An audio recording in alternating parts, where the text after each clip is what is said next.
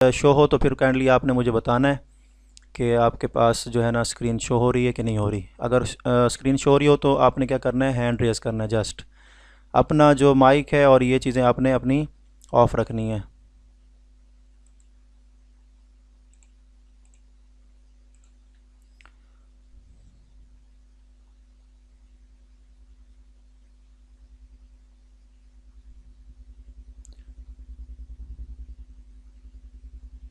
जी सबके पास हो रहा है।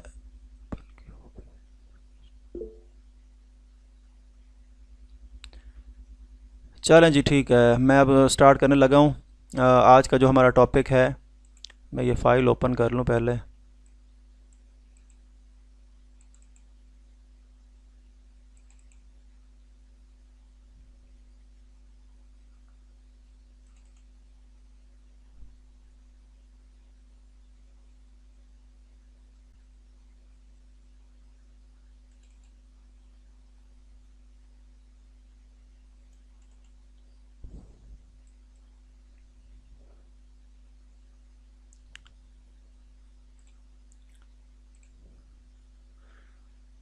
जी बिस्मिल्लाहिर्रहमानिर्रहीम, अस्सलाम वालेकुम वरहमतुल्लाहि वबरकातुहू। आप सबको मैं खुश आमदीद कहता हूँ moon academy of computer and science में। आज हम जो प्रॉब्लम सॉल्व करेंगे वो है एज प्रॉब्लम्स और इसके अलावा एवरेज, क्योंकि लास्ट ईयर भी एज से रिलेटेड क्वेश्चन आया था और एवरेज से रिलेटेड भी एक क्वेश्चन आया था। जैसे ही मैं ये लेक्चर मुकम्मल करूँ तो आपने काइंडली वहाँ जाके देख लेना वो दो क्वेश्चन किस तरह के थे, फिर उनको आपने सॉल्व करने की कोशिश करनी है और फिर आपने मुझे उसका सलूशन जो है ना पर्सनल में सेंड कर दें, या उसका जस्ट जो है आंसर आप जो फ्री ग्रुप है उसमें भी शेयर कर सकते हैं। तो सबसे पहले मैं इंशाल्लाह ये एज प्रॉब्लम देखते हैं। इसके ना 8 टाइप के क्वेश्चन बनते हैं, यानी 8 किस्म के जो है ना इसके टॉपिक बनते हैं। इसके अलावा एवरेज वाले हैं वो 6 किस्म के हैं, तो इसको हम देखेंगे अब। तो आपने एक एक चीज़ को गौर से देखना है। दूसरा ये कि जब अगर खुदा न खास्ता जो हमारी है क्लास एंड हो जाए, क्योंकि ये पेड वर्जन नहीं है मेरा जो जिसके ऊपर गूगल मीट पे हम क्लास ले रहे हैं, क्लास एंड हो जाए तो फिर हम दोबारा, अगर सेशन हमारा इनकम्प्लीट हुआ तो फिर हम दोबारा इसको स्टार्ट करेंगे जहाँ से हम छोड़ेंगे। ठीक है, तो अगर किसी को आवाज़ ना आ रही है तो फिर आपने हैंड रेस करना है या फिर आपने कमेंट करना है या अपना माइक ऑन करके आपने बोल देना कि आवाज़ नहीं आ रही।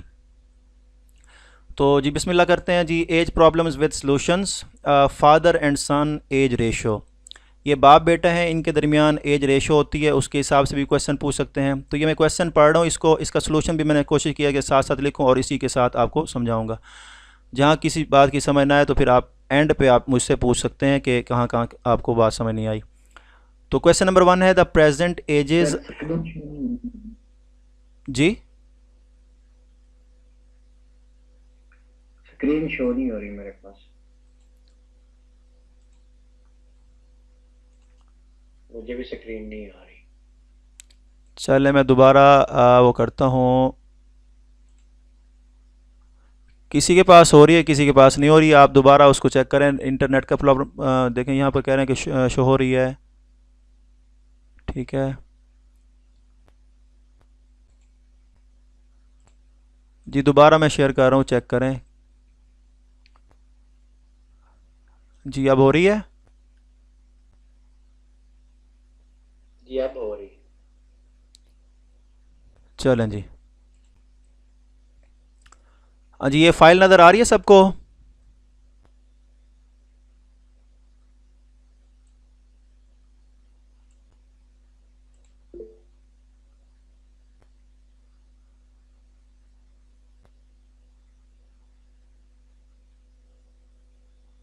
ओके जी, हाँ चलें जी। क्वेश्चन नंबर 1 है the present ages of a father and son are in the ratio. तो पहले देखें फादर का वर्ड यूज़ हुआ है, तो इसका मतलब है फादर की जो एज है वो 5 होगी, यानी उसमें जो रेशो बनाई है उसने। एंड सन वो है 2। ठीक है, after 10 years the ratio will become 7:3। 10 साल के बाद उन दोनों की एजेस के दरमियान जो रेशो होगी वो 7:3 होगी। अभी आप इसको छोड़ दें, अभी इधर आ जाएं। इस तरह का जब भी क्वेश्चन आएगा तो आपने क्या करना है, लेट करना है कि 5x जो है वो उसके फादर की एज है और 2x जो है वो उसके बेटे की जो है ना एज है। तो 5x और 2x इन दोनों के साथ आपने लगाना। Let the present ages of father and son are 5x and 2x। तो ये आपने क्या करना है, लेट कर लेना है। उसके बाद उसने बोला है after 10 years the ratio will become 7:3। तो 10 साल बाद, अगर वो कहता है 10 साल पहले तो आपने करना है माइनस, और अगर वो बोले आफ्टर 10 ईयर तो 10 साल के बाद फिर आपने इसको क्या करना है, प्लस करना है। तो आफ्टर 10 ईयर तो क्या बनेगा, जो बाप की उम्र बनेगी वो बनेगी 5x + 10 और बेटे की बनेगी 2x + 10। अब क्योंकि रेशो को हम बटे में भी लिख सकते हैं, यानी डिवीजन। रेशो का मतलब होता है जैसे 1:2 है तो उसको मैं 1/2 भी लिख सकता हूँ। तो आपने क्या करना है, 5x + 10 बटे में क्या लिख देना है, 2x + 10 इज इक्वल टू, क्योंकि उसके बाद क्या बन जाएगी उनकी रेशो 7:3। तो आपने इसको लिखना है इज इक्वल टू 7/3। अब आपने क्रॉस मल्टीप्लिकेशन करनी है। क्रॉस मल्टीप्लिकेशन कैसे होगी, क्योंकि ये बटे के नीचे है और ये बटे के ऊपर है, तो ये आपस में दोनों मल्टीप्लाई होंगे। 5x + 10 जो है वो 3 से मल्टीप्लाई होगा, तो ये होगा 15x + 30, और 2x + 10 ये बटे के नीचे है और 7 बटे के ऊपर है, तो इसको आपने क्या करना है, आपस में मल्टीप्लाई करना है। 2x को 7 से मल्टीप्लाई करेंगे क्या आएगा, 14x, और 10 जो है 7 से मल्टीप्लाई होगा 70। अब आपने क्या करना है, ये जो x वाली वैल्यूज़ हैं इनको एक साइड पे ले जाएं, और जो कांस्टेंट वैल्यूज़ हैं जिनके साथ x नहीं है उनको दूसरी साइड पे ले जाएं। अब 14x को मैं ले जाता हूँ लेफ्ट साइड पे, 15x - 14x ये हो जाएगा x। 30 को ले जाता हूँ 70 के साथ, क्योंकि यहाँ पे प्लस हो रहा है, इधर जाके क्या हो जाएगा, माइनस। तो एक रूल याद रखना है, अगर कोई नंबर एक साइड पे इक्वेशन के प्लस हो रहा हो तो दूसरी तरफ जाके माइनस होगा, अगर मल्टीप्लाई हो रहा है तो डिवाइड होगा, डिवाइड है तो फिर मल्टीप्लाई होगा, इस तरीके से। तो x इज इक्वल टू क्या आ रहा है हमारे पास, 40। अब x इज इक्वल टू 40 है, x इज इक्वल टू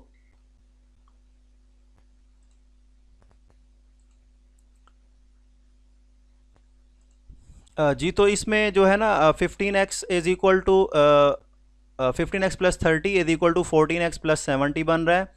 तो ये जाके इधर माइनस हो जाएगा और 30 इधर जाके माइनस होगा, तो 40 आएगा। इस हिसाब से क्योंकि हमने 40 को इससे मल्टीप्लाई करना है, तो यहाँ बनेगा 5 से करेंगे तो 200 बनेगा। यहाँ गलती से 50 लिखा गया, ये अब आपको एग्जांपल के तौर में मैं समझा रहा हूँ। इसका आंसर क्या आएगा, 200 ईयर्स। अब इसको अगर आप 40 से मल्टीप्लाई करेंगे तो ये क्या आएगा, 80 ईयर्स।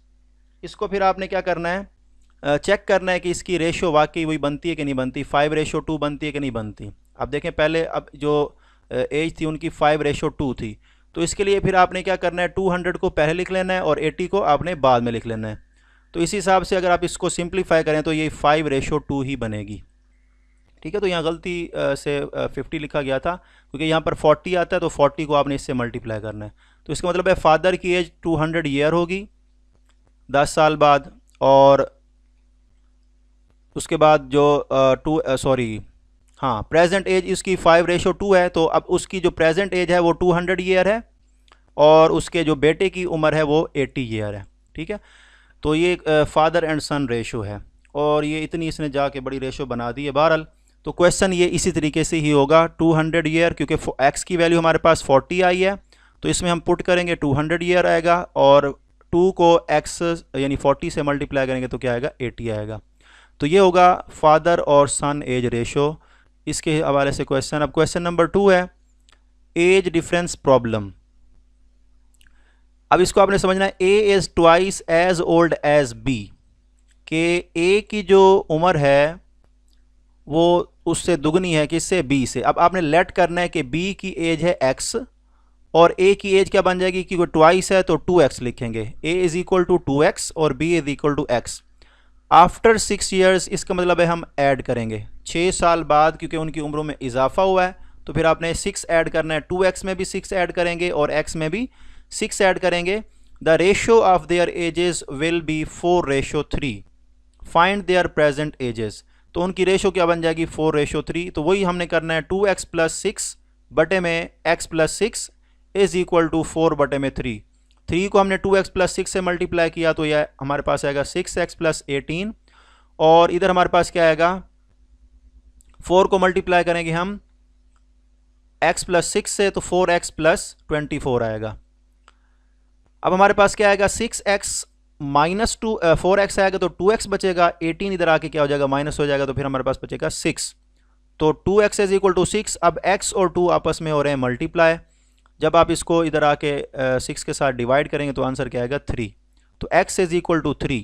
तो हमने लेट क्या किया था, बी एक्स है, यानी एक्स की जो एज है वो, ये बी की जो एज है वो एक्स ईयर यानी 3 ईयर्स, और ए की जो एज थी वो 2x यानी 2 से आपने x को मल्टीप्लाई करना है 3 से, यानी 2 मल्टीप्लाई बाय 3 6 ईयर्स। तो ए की डबल उसकी एज थी और बी की जो थी वो उससे हाफ थी, तो 3 ईयर बी की एज हुई और ए की एज जो हुई वो 6 ईयर। तो इस तरीके से आप देखें क्वेश्चन है। यहाँ तक अगर किसी को डाउट है तो आप काइंडली क्वेश्चन पूछ सकते हैं।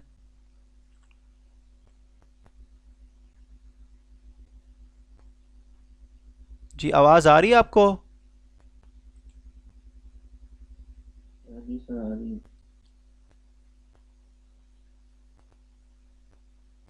किसी का क्वेश्चन है तो काइंडली पूछ सकते हैं। सर अभी समझने की कोशिश कर रहे हैं, देखते हैं आगे कोई अगर चलें ठीक है, मैं इसकी रिकॉर्डिंग कर रहा हूँ तो इंशाल्लाह ये भी शेयर करूँगा बाद में, आप देख सकते हैं। ये इसकी जो फाइल है ये भी मैं आपके साथ ग्रुप में शेयर कर दूँगा। इसकी आपने प्रैक्टिस कर लेनी है, क्योंकि इसी किस्म के क्वेश्चन है, आप जब वो पेपर देखेंगे तो उसमें भी इस तरह क्वेश्चन है, उनको आपने देख लेना है। एज आफ्टर ईयर्स, इसको अब हम देखेंगे। The age of a father is 3 times the age of his son. वो कहता है कि उसके बाप की उम्र जो है अपने बेटे से 3 गुना ज़्यादा है। After 15 years the father will be twice as old as his son, find their ages. अब इस चीज़ को आपने समझना है कि इसको कैसे सॉल्व करना है हमने। अब क्योंकि उसके बेटे की उम्र जो होगी उसको हम करेंगे let son's age is equal to X.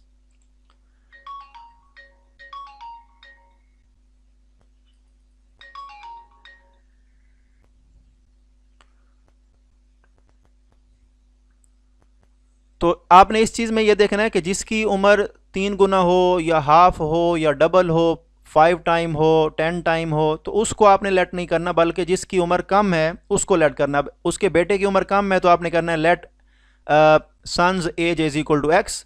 तो उसके बाप की जो एज है उससे 3 गुना है तो आपने उसको एक्स को 3 से मल्टीप्लाई कर देना है। अब 15 ईयर्स के बाद यानी 15 साल बाद तो आपने क्या करना है, दोनों की उम्रों में 15 का इजाफा कर देना है, ऐड कर देना है। तो बाप की जो उम्र है वो 3x प्लस 15 है और बेटे की जो उम्र है वो x प्लस 15। अब ये 2 कहाँ से है, इस चीज़ को आपने समझना है। उसने लिखा है the father will be twice as old as his son, यानी उसके बाप की उम्र। अब ये उसके बाप की उम्र ये लिखी हुई है 3x प्लस 1 5 उसके बाप की उम्र है। वो कहता है कि द फादर विल बी का मतलब है इज इक्वल टू, फादर की एज लिखने के बाद आपने क्या करना है, is equal to twice as old as his son. Twice की जगह पे आपने 2 लिखना है, एज हिज सन मतलब सन की एज क्या बन रही है, x प्लस 15। अब आपने इसको सिंप्लीफाई करना है, 3x प्लस 15 वैसे आएगा, 2 को आपने अंदर मल्टीप्लाई कर देना है, 2x प्लस 15 मल्टीप्लाई बाय 2 30। अब ये 2x इधर जाएगा तो माइनस होगा, 3x माइनस 2x तो बनेगा x। 15 राइट साइड पे आएगा, 30 के साथ माइनस होगा 15।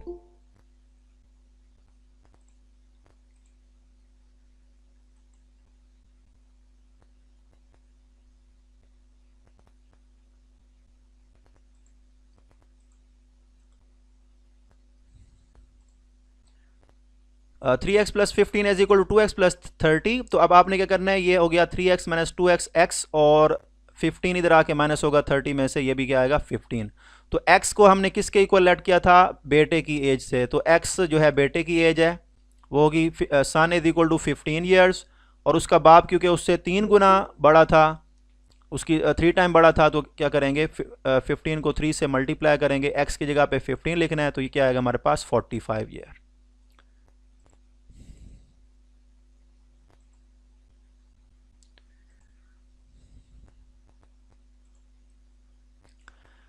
जी आगे हमारे पास है question number 4, present age from past age, यानी मौजूदा उम्र जो है उसका प्रीवियस एज से क्या रिलेशन है। तो इसमें आपने क्या करना है, माइनस करना है, मैंने आपको पहले भी बोला था।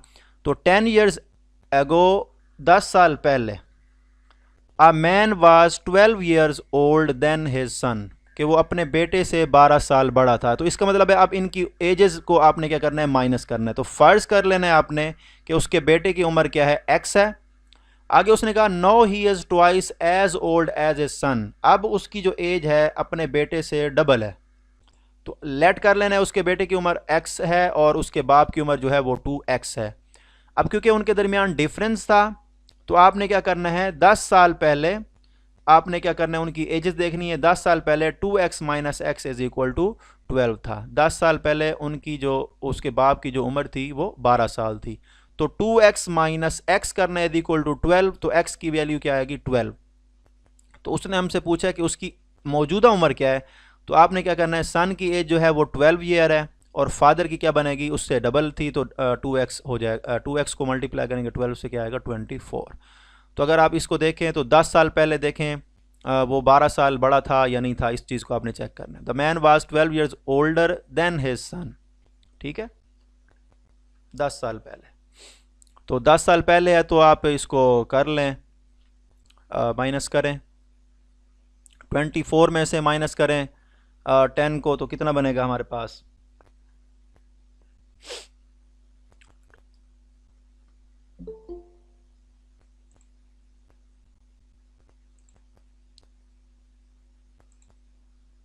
जी। अब हमारे पास उसकी प्रेजेंट एज क्या है हमारे पास,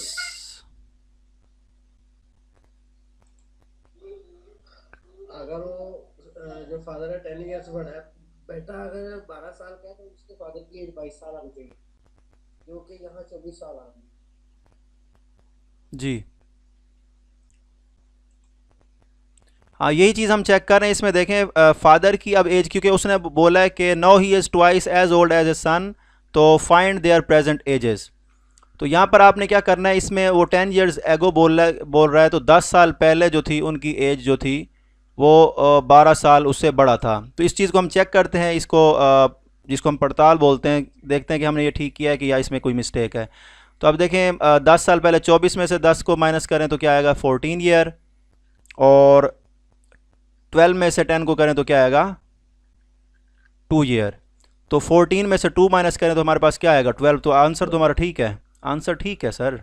इसको चेक करें दोबारा, 24 में से आपने माइनस करना है 10 को, तो क्या आएगा 14 ईयर। 10 साल पहले उसके बाप की उम्र थी 14 ईयर, अब सन की जो उस 10 साल पहले थी वो थी 2 ईयर। तो 14 में से आपने 2 को माइनस करना है तो क्या बनेगा 12। तो इसका मतलब है हमारा आंसर दुरुस्त है। जी, अगर किसी को डाउट हो तो पूछ सकते हैं।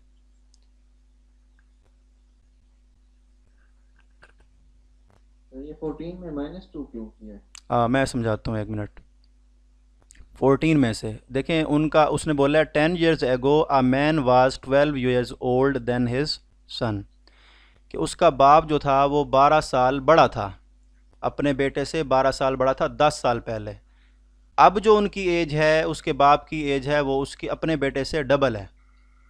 तो फाइंड देयर प्रेजेंट एजेस, तो हमने लेट किया है कि उसके बेटे की एज x है और उसके फादर की जो एज है वो 2x है। तो 10 साल पहले जो उनकी एज के दरमियान डिफरेंस था वो 2x माइनस एक्स होगा। तो और वो डिफरेंस कितना था 12 ईयर का। तो 2x minus x is equal 12 की। अब इसको आपने समझना है, x की जगह पे तो हमने लिख दिया 12, अब उसके बेटे की एज आ गई, उसके फादर की जो एज है उसको आपने मल्टीप्लाई करना है 2 से, तो आएगा 24। अब जो मैं जो चेक कर रहा था, जिसको हम उर्दू में पड़ताल बोलते हैं कि क्या वाकई हमारा आंसर दुरुस्त है कि नहीं, अब आपने क्या करना है, पहला काम यह करना है कि 24 में से 10 को माइनस करें तो आएगा 14। अब बाप की उम्र हो गई 10 साल पहले 14 साल थी, और बेटे की उम्र 12 माइनस करें 10 तो क्या आएगा 2। अब 10 साल पहले उसके बेटे की उम्र थी 2 साल और उसके बाप की उम्र थी 14 साल। अब आपने ये देखना है कि क्या वाकई उसका बाप उससे 12 साल बड़ा था कि नहीं। फिर आपने इनको आपस में माइनस करना है, 14 को और 2 को, यानी 14 ईयर ओल्ड उसकी एज थी 10 साल पहले और उसके बेटे की थी 2 साल, तब जाके वो क्या बनेगा 12 साल बड़ा। अब यूँ समझ लें, अगर आपका कोई बेटा या बेटी इस वक्त फ़र्ज़ कर लें इस वक्त 2 साल का है और आपकी फ़र्ज़ कर लें उम्र जो है वो 14 साल है, तो अब आप दोनों की एज में डिफरेंस कितना होगा 14 माइनस 2, तो 12 साल का डिफरेंस होगा। तो वो 12 साल उससे बड़ा था। जी, क्लियर हुई है बात?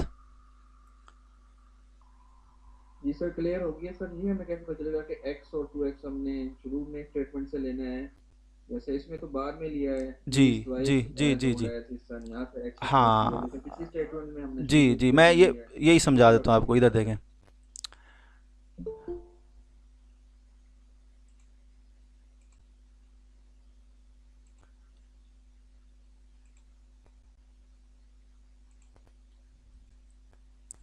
अब यहाँ पर देखें क्वेश्चन नंबर जैसे 3 हमने किया था, the age of father is 3 times the age of his son. अब यहाँ पर आपने लेट करना है कि पहले उसने बोल दिया है कि 3 साल उसके बेटे से 3 गुना थी। यहाँ पर उसने क्वेश्चन बोला है कि अब जो है उसकी एज जो है उसके बेटे से डबल है। तो यहाँ से हमने इसको लेट करना है। 12 साल पहले 10 साल पहले उसकी जो एज थी वो 12 साल उससे बड़ा था। तो इसमें अब देखें यहाँ पर उसने जो स्टेटमेंट दिया, now he is twice as old as his son, तो यहाँ से हमने इसको लेट करना है।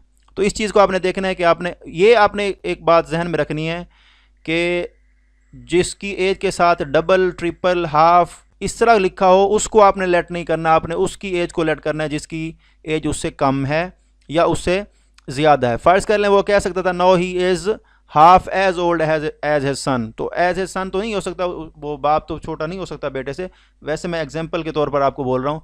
तो फिर भी आपने इसी को सिलेक्ट करना है, let x is equal to son, as son is equal to x, इस तरीके से आपने करना है।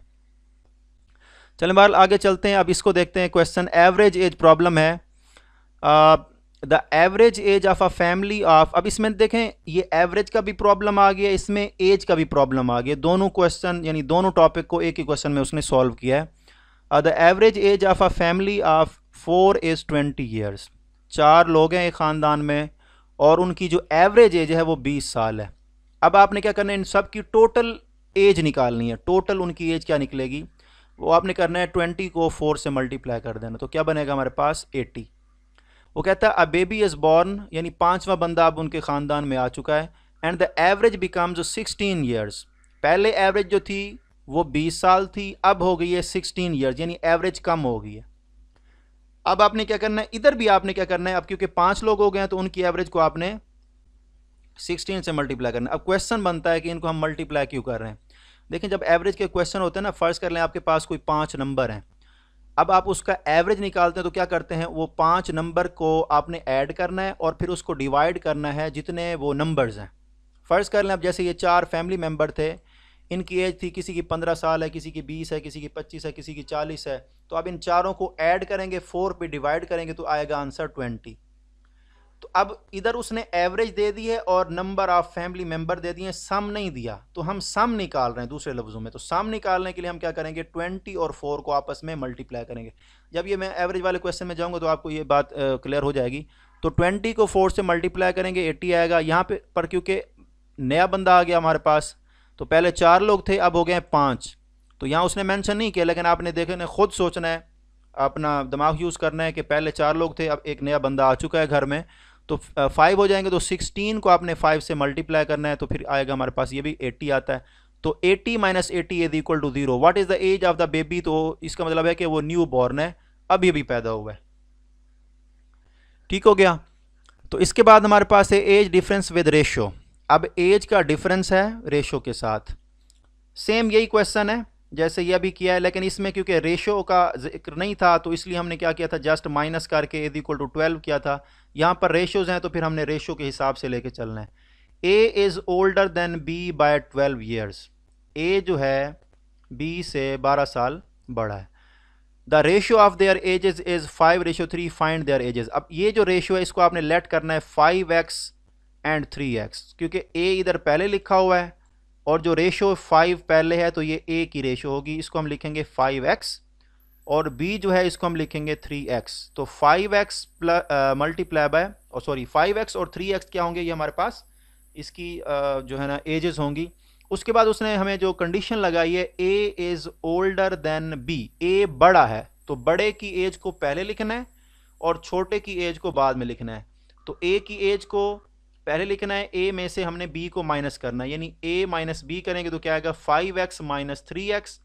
वो कहता है कि 12 ईयर ओल्ड है तो यहाँ पर लिखूंगा 12। 5x minus 3x is equal to 12। इस क्वेश्चन में हमने जो लेट किया था x और 2x, इनको माइनस करके इज इक्वल टू 12 किया था, क्योंकि यहाँ पर रेशोज नहीं थी बल्कि उसने बोला था कि उनके दरमियान जो है ये रिलेशन बन रहा है कि उसके बाप की उम्र उसके बेटे से डबल है। तो यहाँ पर अब आप आएंगे तो 5x minus 3x is equal to 12, तो इसमें से माइनस करें 2x आएगा इज इक्वल टू 12, तो इसको डिवाइड करें x पे 6 पे 12 को 2 पे तो क्या आएगा 6।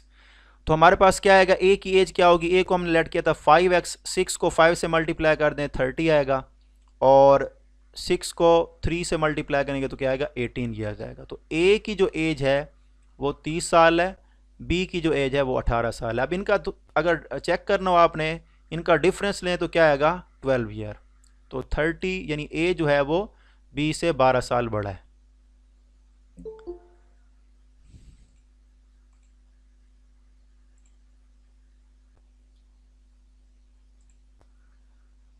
जी इसके बाद है फ्यूचर एज कंपैरिजन। ये 7वां और सेकंड लास्ट हमारे पास टॉपिक है एज के हवाले से। The present age of a mother is 4 times that of her daughter. तो अब यहाँ पर लेट करना है डॉटर की एज को x और उसकी अम्मा की यानी वालदा की जो उम्र है वो क्या है 4x, यानी 4 टाइम है तो 4x होगा। आफ्टर 20 ईयर, तो इसका मतलब ये हुआ, ये क्वेश्चन बिल्कुल इसी क्वेश्चन से मिलता जुलता जो अभी हमने इधर किया था, ये किधर गया, ये वाला क्वेश्चन इससे मिलता जुलता है।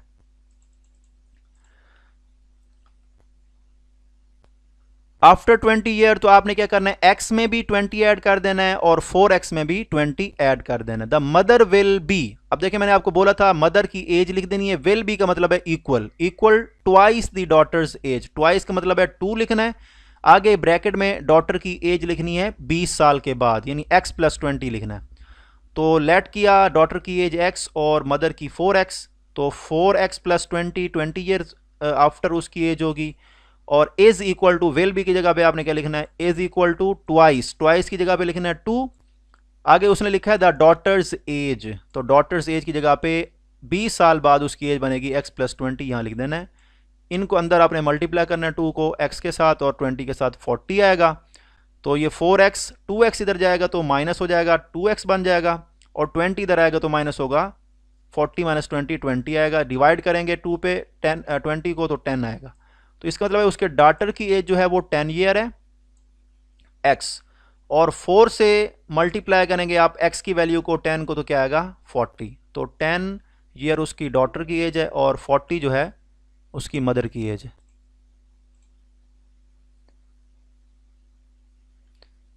ये 15 मिनट बाद जो हमारी जो है ना वो कॉल एंड हो जाएगी। तो अभी हमारे पास टाइम हो रहा है तकरीबन 9:15, तो 15 मिनट तक अगर जब कॉल एंड होने लगे तो आप में से किसी ने मुझे बता देना है ताकि फिर हम दोबारा इस सेशन को स्टार्ट करेंगे।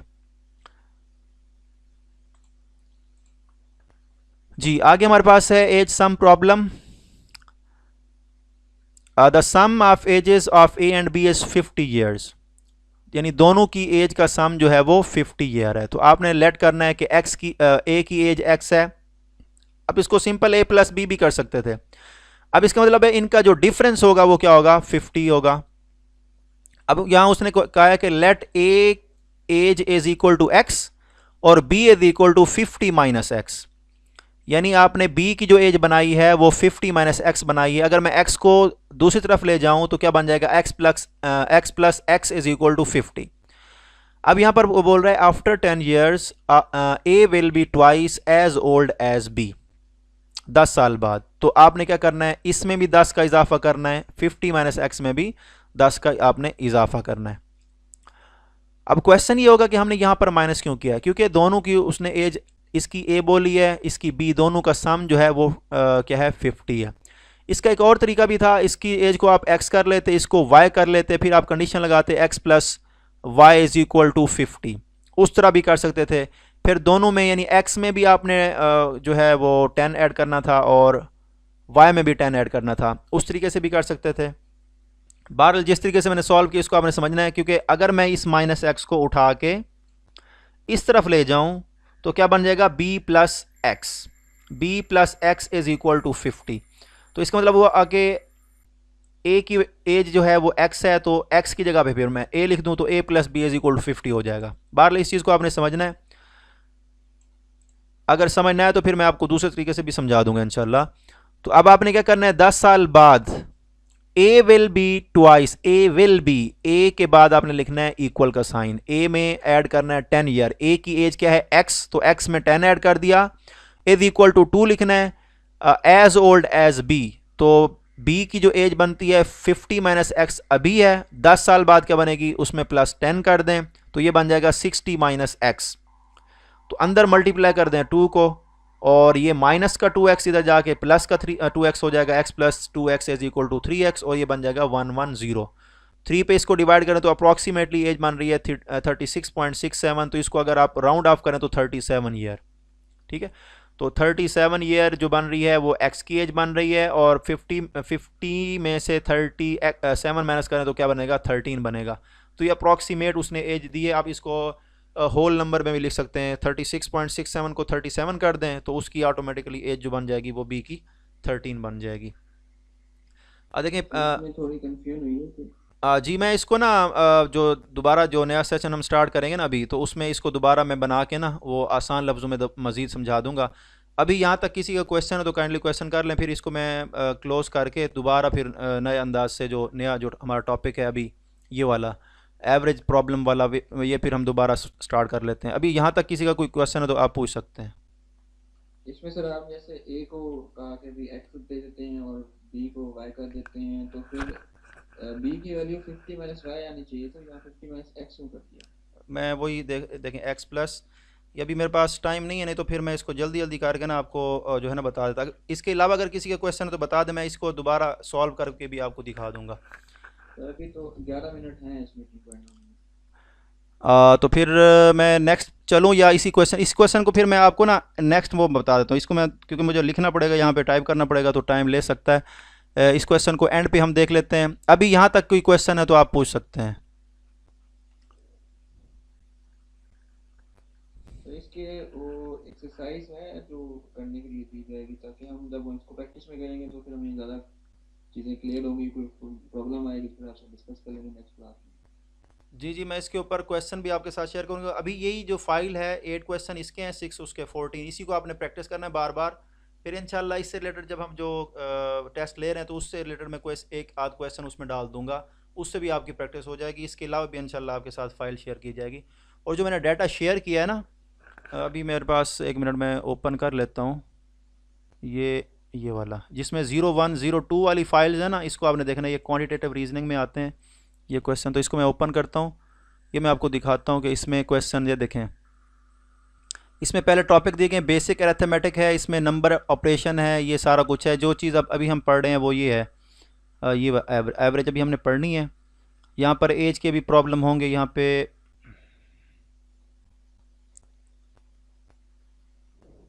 ये देखें वेटेड एवरेज है जो अभी हम आगे पढ़ेंगे, ये इसमें है इसका टॉपिक।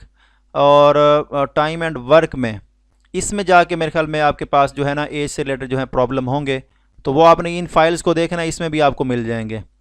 ये मुकम्मल फाइल्स मैंने आपके साथ शेयर की हैं। इसके जो 2 सेट्स हैं, एक 1 2 3 4 के नाम से फाइल्स हैं और एक 01 02 03 04 के नाम से फाइल्स हैं। इसमें टॉपिक वाइज बनी हुई है और साथ सोल्यूशन भी दिया गया है।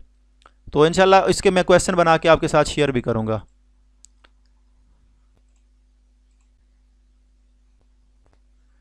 जी हाफिज़ अब्दुल गफ़ार साहब, आपका कोई क्वेश्चन है तो पूछें।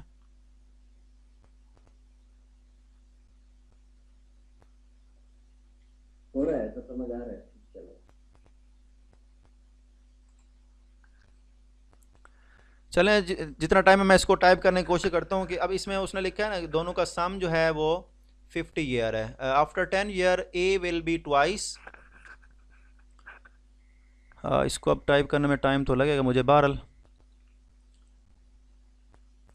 अब ये हमारे पास ये है, ठीक है। अब इसको मैं दोबारा यहाँ पे after 10 year A will be twice. अब उसकी ए की जो है एज है x प्लस 10, इसको मैं कहता हूँ x plus 10 is equal to will be twice as old as b, 2 into y plus 10, sorry 2 into bracket डालनी है 2 y plus 10। अच्छा जी, यहाँ से भी हमने क्या करनी है, इक्वेशन बना। अब देखें after 10 year a will be twice. अब ये a की जो एज है x प्लस 10 हो गई, और y जो b है उसकी एज क्या बन जाएगी, y प्लस 10। ठीक हो गया। अब इसको हम इक्वेशन की फॉर्म में लेकर चलते हैं आगे। यहाँ पर मैं इसको करता हूँ। अब ये बन जाएगा x प्लस 10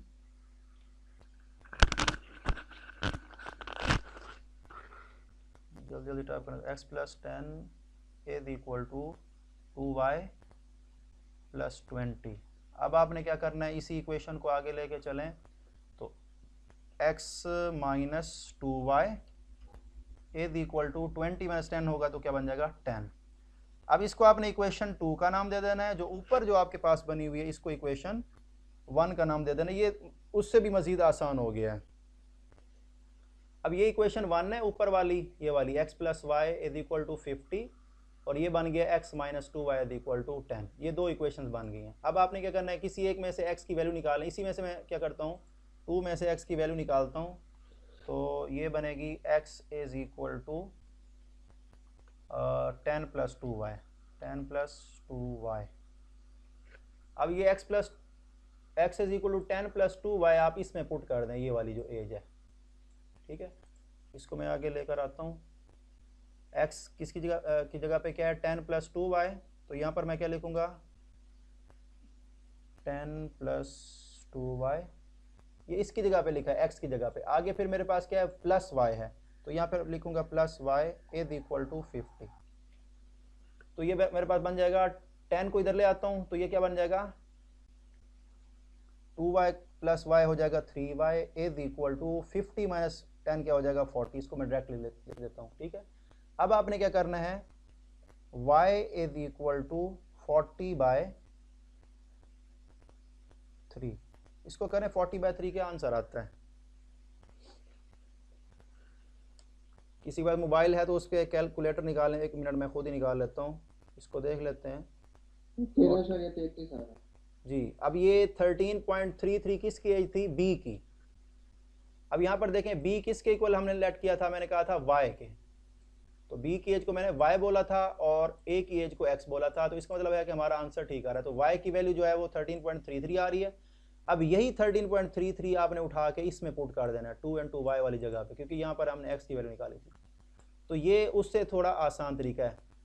ये तरीका समझ आया या पहले वाला ठीक था? मुझे तो ये लग रहा है कि ये आपके लिए मुश्किल है, ये जो पहले वाला ये बहुत आसान है। ये वाला आसान है जो आपने बताया जी। इसमें आपने दो इक्वेशंस बना लेंगी, इक्वेशन बना के फिर आपने इस तरीके से इसको सॉल्व करना है। अब ये जो हमारे पास आया 13.33 y इज इक्वल टू 13.33, इसको मैं राउंड ऑफ करके बस 13 ही ले लेता हूँ। अब इसी 13 को जाके इसमें पुट कर जी 5 मिनट से रह गए जी 13 को फिर आप 2 से मल्टीप्लाई करें तो क्या आएगा,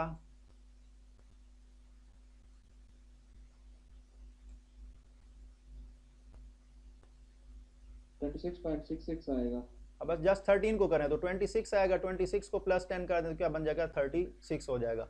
तो ये जो ये 36 हो जाएगा और ये क्या बन जाएगा 13, ठीक है। वो थोड़ा 36 सॉरी 36, ठीक है। तो ये अगर पॉइंट में लेकर आएंगे तो फिर हमारे पास क्या बन जाएगा 36.67, इस तरीके से कोई क्वेश्चन जो आंसर आएगा। तो ये इजी मेथड है, इसको आपने इस तरीके से कर लेना है। समझ आ गया। तो ये 8 क्वेश्चन है, इसको आपने लाजमी करना है। अभी मेरे पास इधर पेपर नहीं है सिस्टम में क्योंकि मोबाइल में था, तो नहीं तो फिर मैं आपको क्वेश्चन निकाल के देता। बल्कि अगर आप लोग ग्रुप में मौजूद हैं तो चलें, इसको फिर नेक्स्ट मैं पेपर शेयर करूंगा। पेपर बल्कि पहले शेयर किया हुआ है, उसमें आपने देख लेना है। तो नेक्स्ट मैं अभी इसको एंड कर रहा हूँ क्लास को, उसके बाद फिर हम एवरेज पे आते हैं। इसके 6 क्वेश्चन हैं, 6 टाइप की एवरेज होती है, इसको हमने देखना है और इसको वाइंड अप करते हैं। सर आप ना एक क्लास को ऑटो एडमिट पे लगा दें, क्योंकि अब तो पेड क्लास में ही आप लिंक भेजते हैं ना, तो लिंक जो अगर बेशक नया जनरेट कर लें और उसको ऑटो एडमिट पे लगा दें। अब बार बार एडमिट करने पे जाते हैं, कभी वो लेफ्ट कर देता है फिर एडमिट होता है, तो उसमें टाइम लगता है, तो क्लास भी डिस्टर्ब होती है। चलें ठीक है, मैं इस तरह कर लेता हूँ। फिर नेक्स्ट लिंक यही होगा, इसको फिर दोबारा मैं देख लेता हूँ, इसकी सेटिंग कर लूँगा। तो अभी मैं फिर देख लेता हूँ इसको कैसे जो है ना। ठीक है जी, अभी आप लोग जा सकते हैं। चलें जी ठीक है, मैं स्टार्ट करता हूँ। अभी हम चलते हैं एवरेज के ऊपर।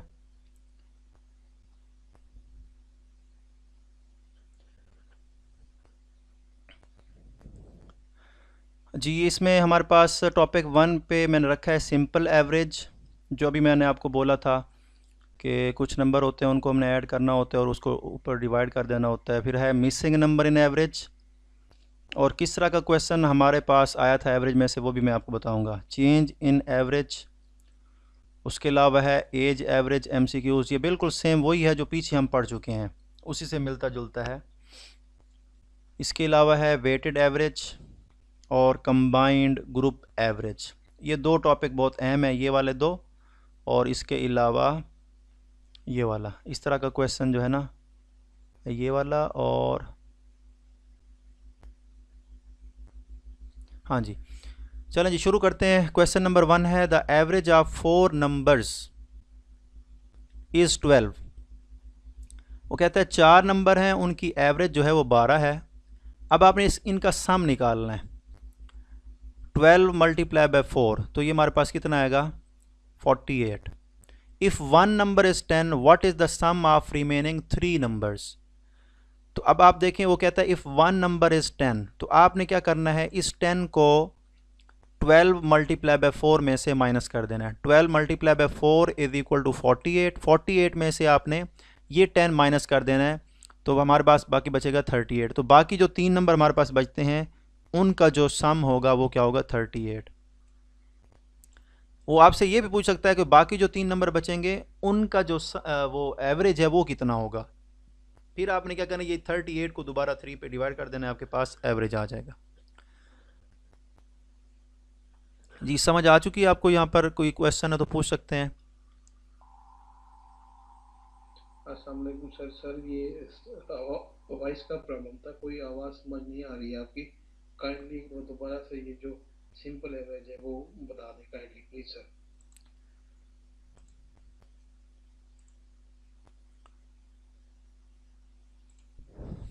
जी अब आवाज़ आ रही है?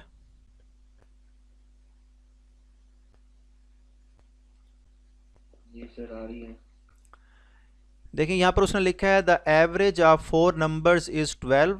If 1 number is 10 what is the sum of remaining 3 numbers. उसने हमसे सम पूछा है। तो मैंने आपको पीछे जो क्वेश्चन हम पढ़ चुके हैं उसमें भी मैंने कहा था कि जब एवरेज दी गई हो और नंबर दिए गए हों तो फिर हम क्या करते हैं, उनका सम निकालने के लिए उस एवरेज को उसकी नंबर से मल्टीप्लाई करते हैं। तो 4 को 12 से मल्टीप्लाई करेंगे, क्या आएगा 48। अब उसने कहा कि उन 4 नंबर में से एक नंबर जो है वो 10 है। तो अब वो कहता है कि उन 4 नंबर का जो सम हमने निकाला है 48 है, तो एक नंबर हमने निकाल देना है, तो वो क्या बनेगा 38। तो सम ऑफ 3 रिमेनिंग नंबर जो है वो क्या बनेगा 38। अब हम आते हैं मिसिंग नंबर इन एवरेज। अब कभी कभार ये भी होती है कि हमारे पास वो एवरेज दे देता है, वो कहता है इसमें से 4 नंबर ये हैं, तो इसमें जो मिसिंग नंबर है उसकी एवरेज क्या होगी। तो इसमें ये क्वेश्चन देखें, एवरेज ऑफ 5 नंबर्स इज़ 18। तो इधर भी आपने यही काम करना है, इन दो पाँचों का सम निकाल लेना, यानी 5 से मल्टीप्लाई कर देना। 18 को 5 से मल्टीप्लाई करें तो क्या आएगा 90। अब वो कहते हैं if 4 numbers are 15, 20, 17 and 16 find the 5th number. तो आपने क्या निकालना है, इन सब का सम निकाल लेना है। अब ये चारों का सम आ गया और इन पाँचों का सम आ गया। इन पाँचों का और इन चारों के सम का आपने डिफरेंस ले लेना है, क्योंकि 5 नंबर का एवरेज 18 था तो इनका सम बना है 90। इन 4 नंबर का भी आपने क्या कर लेना है, सम निकाल लेना है। तो 90 में से इस 4 नंबर का सम माइनस कर देना है, ये 68 बना है, इसको माइनस करेंगे तो हमारे पास क्या आएगा 22। तो 5वां नंबर जो था इन चारों में से वो 22 है। तो इस तरह के भी क्वेश्चन आ जाते हैं। हमारे पास जो क्वेश्चन आया था वो ये था कि वो कहते थे कि 5 नंबर का एवरेज ये है, तो अगर हम उसमें से एक नंबर निकाल दें तो बाकी जो 4 नंबर बचते हैं उनका एवरेज ये बनता है। तो फिर हमने क्या किया था, वो पाँचों का एवरेज और जो नंबर था 5 और जो भी एवरेज बनती थी उनको मल्टीप्लाई किया था, फिर 4 नंबर की एवरेज को मल्टीप्लाई करके उनका आपस में डिफरेंस लिया था। जहाँ पर ये आपने डिफरेंस लिया है ये 22 है। यहाँ पर तो उसने आपको ये बोला है कि 4 नंबर ये हैं तो 5वां नंबर निकाल लें। उसमें जो क्वेश्चन था उसने कहा कि हम एक नंबर निकाल देते हैं तो बाकी जो है ना एवरेज ये बन जाती है। तो फिर हमने क्या किया था, 18 को 5 से मल्टीप्लाई किया था। अब फ़र्ज़ कर लें बाकी 4 नंबर की वो कहता है एवरेज बनती थी 18 की बजाय वो कहता है जी उनकी एवरेज जो है वो 10 बच जाती है। तो फिर हमने 10 को 4 से मल्टीप्लाई करके 40 किया था और 18 मल्टीप्लाई बाय 5 90, 90 माइनस 40 किया था तो 50 बना। इस तरह का, ये मैं एग्जांपल के तौर पर दे रहा हूँ, इस तरह का क्वेश्चन है वो बेशक आप जब लेक्चर ख़त्म हो तो उस क्वेश्चन को आपने देखना है, सॉल्व करना है, फिर आपने मेरे साथ शेयर भी करना है कि आपको समझ आई उस क्वेश्चन की कि नहीं। तो इस तरीके से वो घुमा फिरा के क्वेश्चन देते हैं। अब हम चलते हैं change in average. The average of 10 persons increases by 2 when a new person joins. जब नया आदमी ज्वाइन करता है तो उनकी जो एवरेज है 10 लोगों की उसमें 2 का इजाफा हो जाता है। आगे वो कहता है उनकी जो ओल्ड एवरेज थी उन 10 लोगों की वो 15 थी। Find weight of a new person, मतलब उनके वेट की एवरेज बोल रहा है। उनके जो वज़न थे मासेस या वज़न जो जिसको हम कहते हैं वो 10% उनकी एवरेज इंक्रीज हो जाती है बाय 2। अब इसका मतलब है फ़र्ज़ कर लें उनकी एवरेज उसने हमें यहाँ पर नहीं बताई, ओल्ड एवरेज उसने बताई है वो 15 थी, ठीक है। 10 लोगों की जो एवरेज थी वो 15 थी। अब वो कहता है कि 10 लोगों की एवरेज में 2 का इजाफा हो जाता है। तो आपने क्या करना है, इनका सम निकालना है। 10 को 2 से मल्टीप्लाई करेंगे तो क्या बनेगा, सम। अब इनके सम में इजाफा हो गया है, ठीक हो गया। 10 मल्टीप्लाई बाय 2 20। अब ओल्ड एवरेज कितनी है 15, तो 15 और आपने क्या करना है 20 को आपस में कर देना है ऐड, तो ये बन जाएगा 35। तो हमारे पास जो find weight of new person, जो नया आदमी आया है उसका जो वेट बनता है वो 35 बनता है। इसको दोबारा देखें, थोड़ा सा ये ट्रिकी क्वेश्चन है। अब उसने कहा कि उन 10 लोगों की जो एवरेज थी वो 15 है। इसको दूसरे लफ्ज़ों में हम देख लेते हैं, 15 को आप 10 से मल्टीप्लाई कर दें तो कितना बनेगा 150, यानी उसका ये सम बन रहा है। अब उसने बोला है कि जो 11वां बंदा दाखिल हुआ है उनके अंदर उसका हमने निकालना है वेट। अब उसने कहा कि 10 मल्टीप्लाई बाय 2 यानी उनकी एवरेज में इजाफा हुआ है 2 का। तो इसका मतलब है कि हर पर्सन के वेट में 2-2 kg का या 2-2 न्यूटन, वैसे वेट का यूनिट होता है लेकिन इसमें वज़न में क्योंकि मैथ में kg ही लिखते हैं, तो 10 मल्टीप्लाई बाय 2 करेंगे हमारे पास आएगा 20। तो सम में जो इजाफा हुआ है, इंक्रीज़ हुआ है, तो वो क्या हुआ है 20 का। अब बंदे कितने हो गए 11। अब इसका मैंने आपको बोला है कि ओल्ड एवरेज ये थी, यानी 15 को अगर आप 10 से मल्टीप्लाई करें तो क्या बनेगा 150 क्या बना 150। 150 में आप अगर 20 को ऐड कर दें, 150 में अगर आप 20 को ऐड कर दें तो बन जाएगा 170। अगर आप 170 को डिवाइड करें 11 पे तो चेक करें कि एवरेज क्या बनती है। जी चेक करें, अगर किसी के पास कैलकुलेटर है तो करें।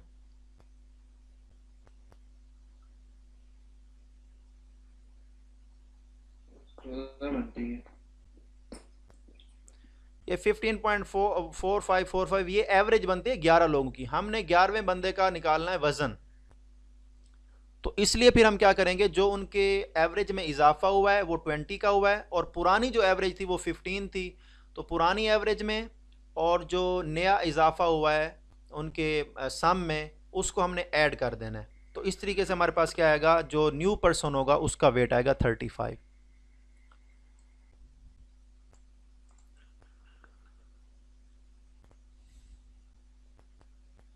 जी यहाँ तक किसी को अगर इस क्वेश्चन की समझ ना आई हो तो फिर मैं दोबारा एक्सप्लेन कर देता हूँ।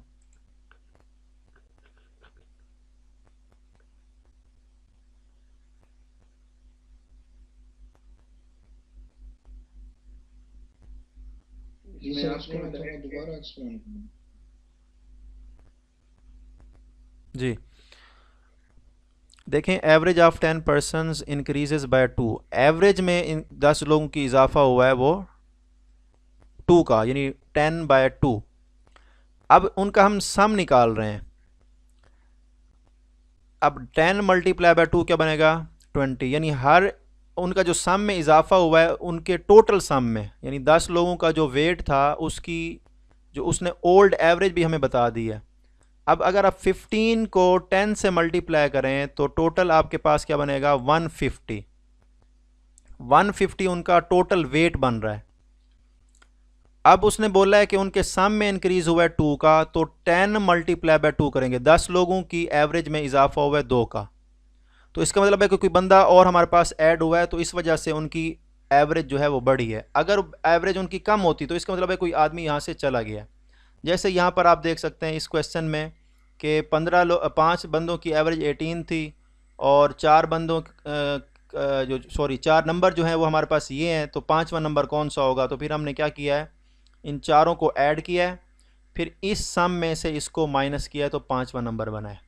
तो यहाँ पर उसने हमें कोई नंबर नहीं दिए कि कितनी कितने उनके वेट थे, उसने जस्ट ये बोला है कि उनकी एवरेज में इजाफा हुआ है। तो अब कितने का इजाफा हुआ है? 2 का। फिर आपने क्या करना है, 10 को 2 से मल्टीप्लाई कर देना है, 20 आएगा। ओल्ड एवरेज हमारे पास 15 थी, तो 15 + 20 करेंगे तो हमारे पास क्या आएगा? 35। ये न्यू पर्सन है जिसका वेट क्या बन रहा है? 35।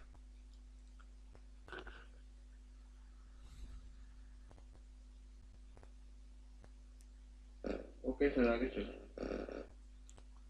चलें जी, क्वेश्चन नंबर 4 है एज एवरेज MCQs है। यहाँ पर कहता है average age of 4 family member is 25। तो अगर आप इनकी एजेस का सम निकालेंगे तो क्या करेंगे? 4 को 25 से मल्टीप्लाई करेंगे, 100 आएगा।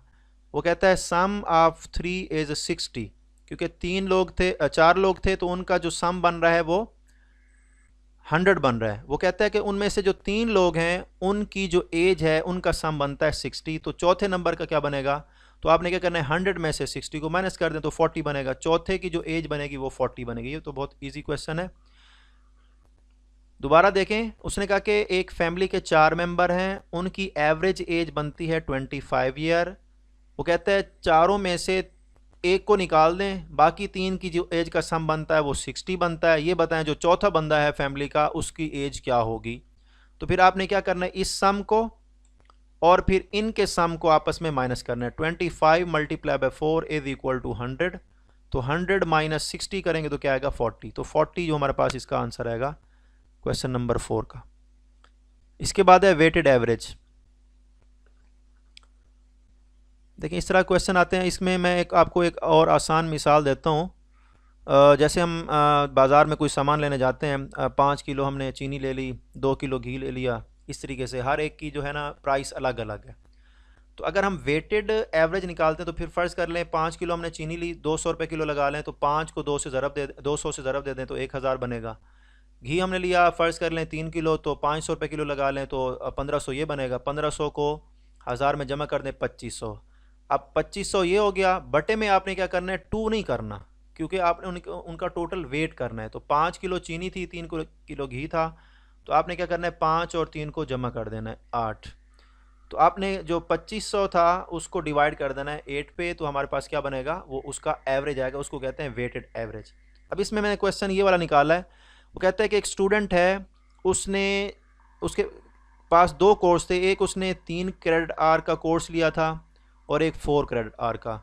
जो 3 क्रेडिट आर वाला है उसमें 70 मार्क्स उसने लिए हैं और जो 4 वाला था उसमें 80 लिए हैं। अब आपने क्या करना है, 70 को 3 से मल्टीप्लाई कर देना, ये आएगा 210। इसके बाद आपने क्या करना है, 80 को 4 से मल्टीप्लाई कर देना, ये आ जाएगा 320।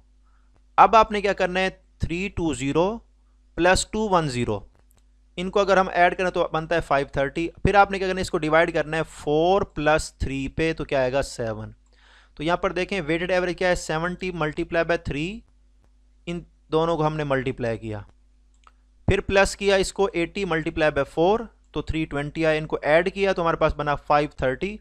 अब ये 3 क्रेडिट प्लस 4 क्रेडिट, इनको आपने क्या करना है, ऐड 7। तो 530 / 7 इज इक्वल टू 75.7, अप्रॉक्सीमेटली 76 है। तो इसका सी ऑप्शन ये वाला आएगा जी। ये क्वेश्चन समझ आया आपको?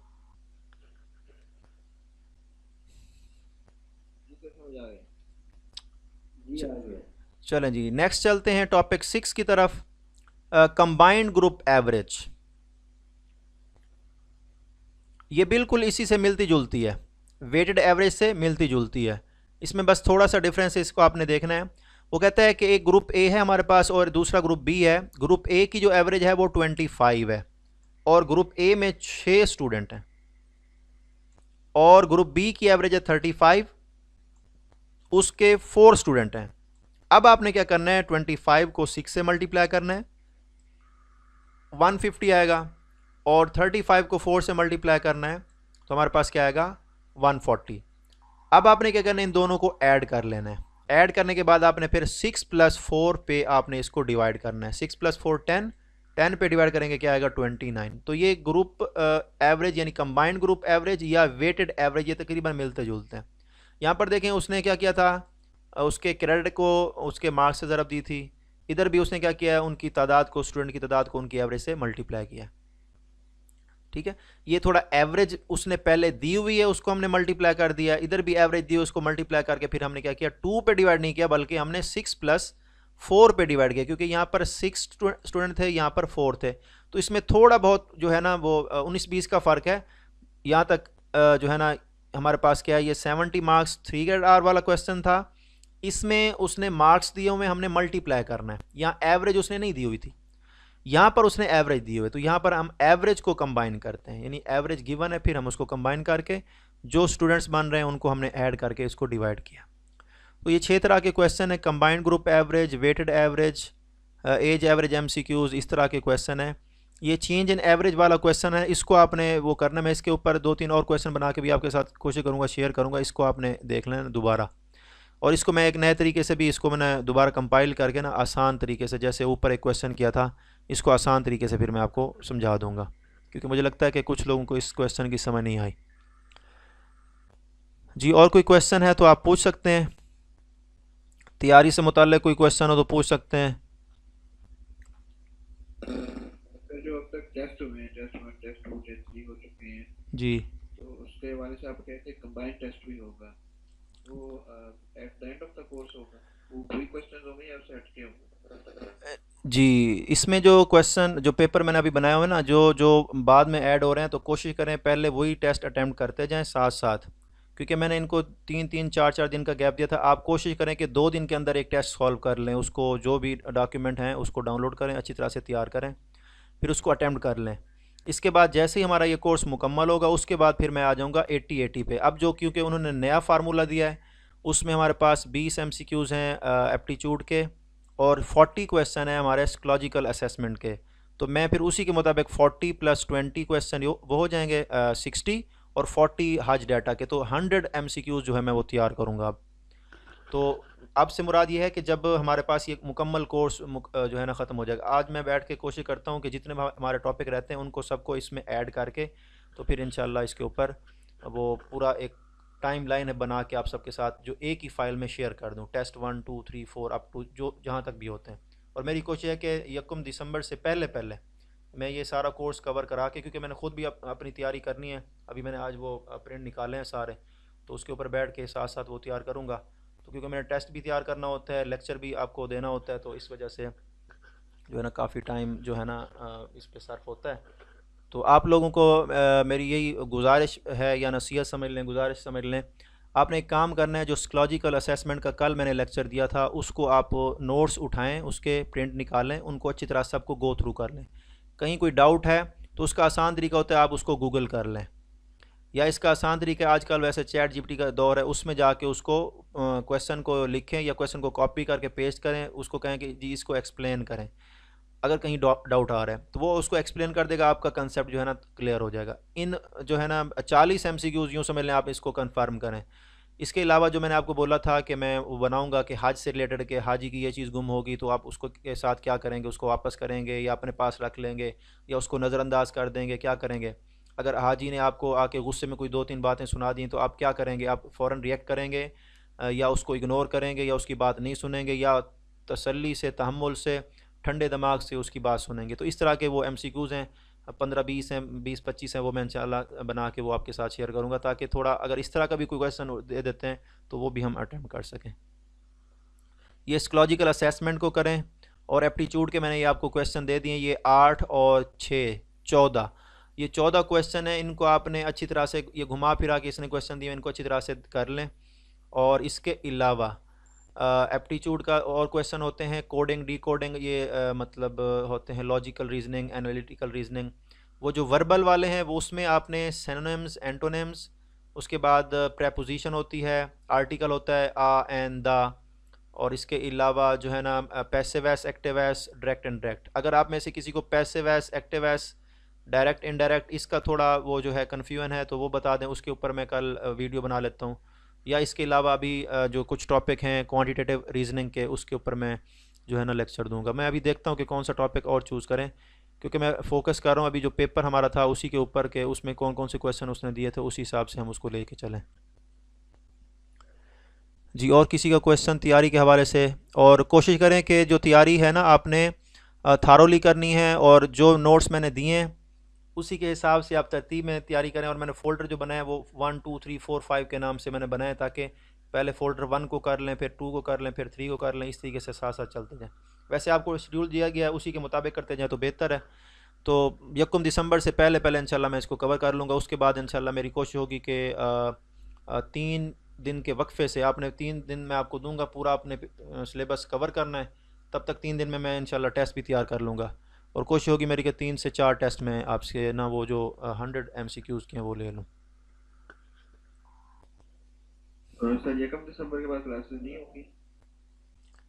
नहीं, क्लासेस होंगी। उसमें ये होगा कि अगर आपको कोई डाउट है, ये एप्टीट्यूड के ऊपर ही अब क्लासेस होंगी, क्योंकि हाज डाटा है वो बहुत इजी है। इसके अलावा अगर उसके ऊपर आपको कोई क्वेश्चन हो तो आप ग्रुप में पूछ सकते हैं।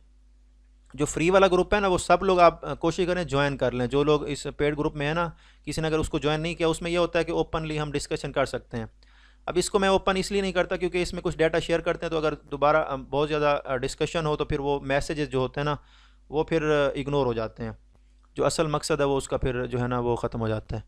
तो उस सब को आप ज्वाइन कर लें, फ्री वाला वो मैं उसका लिंक भी आपको इसी ग्रुप में आपको दे देता हूँ, उसको सब लोग ज्वाइन कर लें जिसने नहीं किया। उसमें होता है थोड़ी डिस्कशन हो जाती है, फ्री वालों का भी चलें थोड़ा बहुत फ़ायदा हो जाएगा। और जो दूसरा है कि आप उसी में डिस्कशन कर लें किसी किस्म का कोई क्वेश्चन हो हज से रिलेटेड। बाकी एप्टीट्यूड है, साइकोलॉजिकल असेसमेंट मैंने आपको कवर करा दी, उसको अच्छी तरह से देखें। और एप्टीट्यूड के चारों जो वर्जन हैं मैं इंशाल्लाह इसको अभी हम, क्योंकि आज हमने किया क्वांटिटेटिव जिसमें मैथ से रिलेटेड क्वेश्चन होते हैं, और फिर है एनालिटिकल है, और उसके अलावा जो है क्या कहते हैं लॉजिकल, और वर्बल। वर्बल में इंग्लिश का जो है ना आपका वो सारा कुछ होगा, वर्बल रीजनिंग में वही होता है, सिनोनिम्स एंटोनिम्स। अब दुआ करें कि ये सिनोनिम एंटोनिम्स ना आए, क्योंकि वो काफ़ी मुश्किल देते हैं। अगर प्रेपोजिशन आ जाए, कोई फॉर्म ऑफ वर्ब आ जाए, हेल्पिंग वर्ब आ जाए, सिंस फार का यूज़ आ जाए, पैसिव वैस, एक्टिव वैस या डायरेक्ट इनडायरेक्ट आ जाए, तो ये बहुत ईजी होता है करना। सिनोनिम एंटोनिम जो होते हैं वो काफ़ी मुश्किल हो जाते हैं इस बंदे के लिए, वो फिर तुक्का लगाना पड़ता है उसके ऊपर।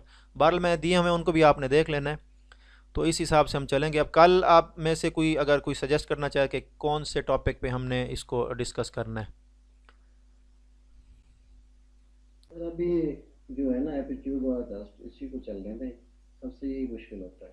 नहीं, मैं एप्टीट्यूड की ही बात कर रहा हूँ। एप्टीट्यूड में कौन सा टॉपिक, जैसे आज हमने एवरेज और देखा है एज को, एज प्रॉब्लम और एवरेज, ये अक्सर हर पेपर में जितने भी कॉम्पिटिटिव एग्जाम्स के पेपर होते हैं ये 2 क्वेश्चन तो लाजमी होते हैं, इसलिए मैंने इसको पहले टच किया। उसके अलावा कोडिंग डिकोडिंग होती है, ठीक है, और सीरीज़ होती है। मैं आपको ना 1 मिनट दिखा देता हूँ वो जो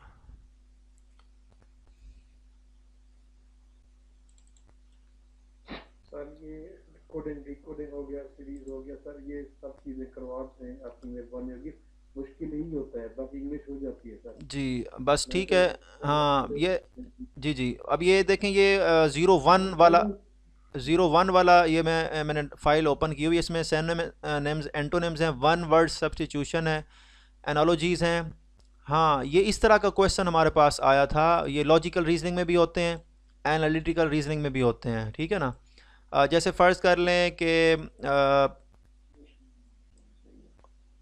फोर्ट की जो हम उसकी रेशो अगर निकालें इसके साथ शू के साथ निकालें तो हैंड की किसके साथ निकलेगी, इस तरह के क्वेश्चन होते हैं। इसके बाद पार्ट्स ऑफ स्पीच है, ये सारे आपने देख लेना, ये ख़ुद फिर करें। मैं फिर आपको जो है ना ये क्वांटिटेटिव रीजनिंग दोबारा ओपन करता हूँ। ये क्वांटिटेटिव हो गया, ये है लॉजिकल। इसमें देखें यहाँ पे टॉपिक होते हैं, ये देखें, ये series and patterns, number series होती है, अल्फ़ाबेट सीरीज़ होती है, मिक्स्ड होती है, फिर मिसिंग करैक्टर होता है। ये कोडिंग डिकोडिंग है, ठीक है। इसमें लेटर कोडिंग होती है, नंबर कोडिंग होती है, सब्स्टिट्यूशन होती है, सिंबल बेस्ड होती है। एनालॉजी में देखें वर्ड बेस्ड होती है, नंबर बेस्ड होती है, सिंबल और फिगर ये भी होती है। क्लासिफिकेशन है आड वन आउट, मतलब वर्ड में भी होता है, नंबर में भी, फिगर भी। जैसे फ़र्ज़ कर लें 3-4 चीज़ों के नाम है, फलों के नाम है, साथ उन्होंने एक सब्ज़ी का नाम डाल दिया, तो उसने बोला है कि इसमें से कोई ऑड वन आउट निकालें, तो आपने सब्ज़ी के नाम को उधर आपने सेलेक्ट करना है। ठीक है। ब्लड रिलेशन, हाँ ये फैमिली ट्री जो होती है ये भी मैं आपको इंशाल्लाह कराऊंगा। तो फिर हम यूँ कर लेते हैं कि इन्हीं के ऊपर जो है ना मैं क्वेश्चन जो है ना एक एक दो दो, जैसे अब ये कल लॉजिकल रीजनिंग पे आ जाते हैं हम, number series, alphabet series, mix series, missing character, हर एक पे एक एक क्वेश्चन मैं उठा लेता हूँ कल, ये जितने भी हैं। पेपर तक तो आप यही एप्टीट्यूड और साइकोलॉजिकल हम अच्छे से तैयार कराते हैं, बाकी हर जो इंशाल्लाह हम करते रहेंगे साथ के साथ, थोड़ा आसान है, इतना मुश्किल नहीं है। ये जी मुश्किल होता है बहुत। जी जी, बस मैंने भी इसी के ऊपर ही फोकस करना है, लेक्चर मैंने इसी के ऊपर तैयार करना है, क्योंकि वो थ्योरी जो बंदा है इंसान खुद ही पढ़ लेता है वो तो बहुत इजी है, हज से रिलेटेड है, उम्रा से रिलेटेड है, बाकी डॉक्यूमेंट्स हैं। और जो मैंने नोट्स तैयार किए हैं और अल्हम्दुलिल्लाह कोशिश की है कि इस हिसाब से तैयार किए हैं कि आपको किसी और जो नोट्स उन्होंने देने हैं उनको पढ़ने की ज़रूरत नहीं पड़ेगी। फिर भी अगर आपको के पास टाइम हो एक्स्ट्रा तो उन जो नोट्स हैं उनको भी पढ़ सकते हैं, वो जो बुक्स वो उन्होंने प्रोवाइड की हैं उनको भी आप पढ़ सकते हैं। अभी उन्होंने डाटा हमें देना है, लेकिन जो क्योंकि जो एफिडेविट्स वगैरह थे और डाटा कलेक्शन फॉर्म था वो सारे सेम ही थे, जस्ट उन्हें वहाँ पे ईयर चेंज किया, पहले 2025 था अब 2026 किया, बस यही चेंज किया, बाकी अंदर जो डाटा है वो सेम ही है। ठीक है, कल फिर मैं इसी के ऊपर बना रहा हूँ लॉजिकल रीजनिंग, ये ABCD 4 5 6 7 8 9 9 है फिर इनके, बल्कि 9, हाँ जी 9 है। अब यहाँ पर देखें ये इस तरह के देखें क्वेश्चन है, अगर इसमें से मैं आपको एक भी बता दूँ, इसमें जैसे 2 4 8 6 16 है, अब ये डबल होते जा रहे हैं, 2 को मल्टीप्लाई किया 4, 4 को 2 से मल्टीप्लाई किया 8, 8 को 2 से मल्टीप्लाई किया हमारे पास 16, 16 को 2 से करेंगे तो क्या आ गया यहाँ पे 32। इस तरह के क्वेश्चन आएंगे, इस तरह के भी क्वेश्चन आ जाते हैं।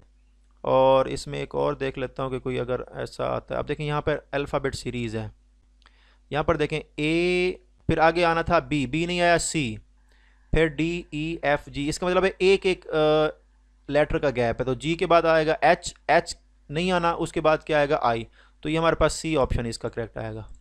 ये इस तरीके से क्वेश्चन होता है। मैं इस तरह के क्वेश्चन उठा के, जैसे यहाँ पर मैंने ये लिस्ट बनाई हुई है, हर एक में से एक एक क्वेश्चन उठा लूँगा,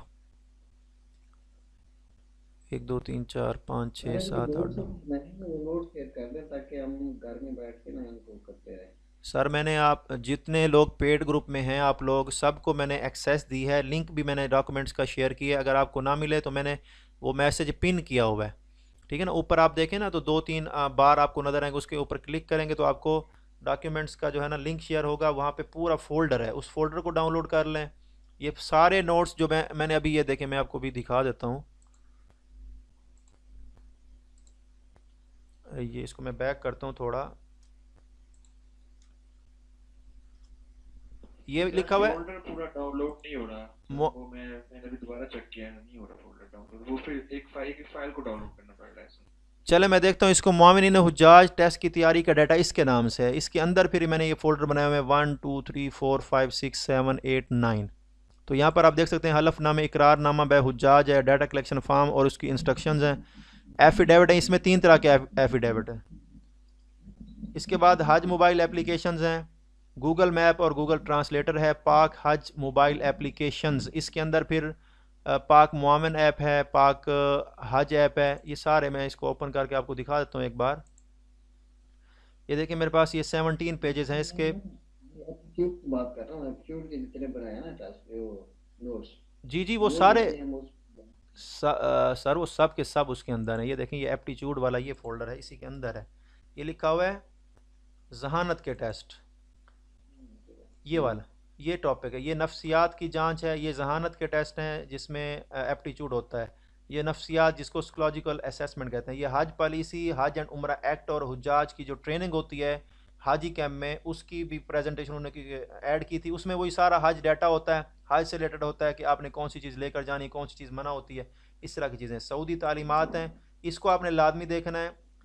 इसके अलावा जो है ना रहनुमाए हुज्जाज है, इसमें मैंने फिर हज रिचुअल्स एंड नॉलेज अबाउट हज, ये जस्ट इसमें हज से रिलेटेड है, इसमें सारा कुछ है, हज उम्रा ज़ियारत मदीना मुनव्वरा और बाकी सारी चीज़ें हैं इसके अंदर। और जो 10वां टॉपिक है इसके अंदर मैंने वो जो आम बोलचाल के अल्फाज होते हैं अरबी के वो भी शामिल किए हैं। नाज़मीन और मुआविन ड्यूटीज़, इसको आपने लाजमी देखना है। ये नाज़िम जो घर से घर तक है, इसके 4 जो है ना फेजेज़ हैं उसको कवर किया। इसमें फिर मैंने 8 हिस्सों में इसको बुक को डिवाइड किया। इसमें मिना अरफात और मिना मैप, अरफात मैप भी इसके अंदर कवर हो जाता है। ये एग्रीमेंट वो कितने साल की है या इस साल की जो नहीं है वो? देखें, जो रहनुमाए हुज्जाज है इसमें तो कोई चेंजिंग नहीं है। ये जो हज पॉलिसी है 2026 है, ये इसके मैंने एमसीक्यूज़ और की पॉइंट्स भी दिए हैं, और साथ ही अभी ये हज एंड उम्रा एक्ट जो है 2024, ये क्योंकि ये जो कानून एक बार बन जाता है वो फिर वही चलता है, तो इसके ऊपर भी इसमें कुछ उन्होंने पेनल्टीज़ रखी हुई हैं जो हज ग्रुप ऑर्गेनाइज़र होते हैं या उम्रा ग्रुप ऑर्गेनाइज़र उनके ऊपर। और इसमें यह भी बताया हुआ है कि जो पॉलिसी बनाएंगे उसमें कितने मेंबर होते हैं, वो कितने साल के लिए सिलेक्ट किए जाते हैं, फिर कंप्लेंट डिस्पोजल कमेटी होती है, वो फिर कितने दिन के अंदर फैसला करती है अगर कोई कंप्लेन किसी हज ग्रुप के ख़िलाफ़ आए। तो ये सारा कुछ इसके अंदर कवर किया गया है। और ये जो हुजाज ट्रेनिंग पावर पॉइंट है ये बाय मोरा जो मिनिस्ट्री ने बनाई थी, उसके ऊपर ये जो है ना एमसीक्यूज़ बने हुए हैं। ये पूरा फोल्डर है, इसको आप मैं देखता हूँ दोबारा, नहीं तो इसको जिप फाइल बना के फिर दोबारा इसको अपलोड कर दूँगा। सबको मैंने एक्सेस दी हुई है जो पेड ग्रुप में है सबको, इसके अलावा किसी और को नहीं है। और अभी जो मैंने लिंक आपको दिया है इसी को फिर आपने क्या करना है, कंटिन्यू रखना है। और कोशिश मैं करता हूँ कि मैं दोबारा इसकी सेटिंग में जो लोग मेरे पास ऐड हैं उन्हीं का जो ईमेल आईडी है वही उसके अंदर ऐड कर दूँ उस लिंक के अंदर, ये जो मीटिंग का लिंक है। तो फिर आपने उसी ईमेल आईडी से लॉगिन होना है जो आपने मुझे दिया हुआ है। उसके अलावा अगर आप किसी से फिर इसको करेंगे, ज्वाइन करेंगे तो नहीं कर सकेंगे मीटिंग को। इस चीज़ का फिर आपने ख्याल रखना है। और किसी का क्वेश्चन हो तो पूछ सकते हैं। सर बहुत शुक्रिया आपका। सर आप बहुत ज़्यादा मेहनत कर रहे हैं, अल्लाह आपको जज़ाए खैर दें। इतना टाइम देना, इतनी मेहनत करना, ये वाकई में बहुत बड़ी मेहनत है और आपकी काबिश है। अल्लाह पाक आपको जज़ाए खैर दे। जी बहुत शुक्रिया जी, बहुत शुक्रिया। ठीक है जी, फिर नेक्स्ट कल मिलते हैं इंशाल्लाह। फिर टॉपिक भी बता दूंगा कि कौन सा हमने करना है। बहुत शुक्रिया जी, अस्सलाम वालेकुम वरहमतुल्लाह। सर कोडिंग डिकोडिंग का